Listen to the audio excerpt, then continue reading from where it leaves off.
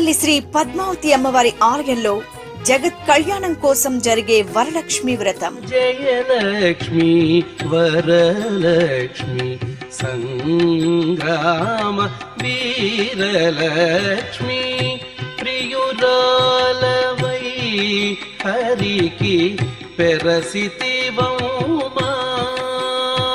ఓం కమలాయై నమః. ఓం కాంతాయై నమః.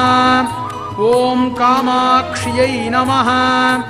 ఓం క్రోధ సంభవాయై నమః. ఓం అనుగ్రహపరాయై నమః.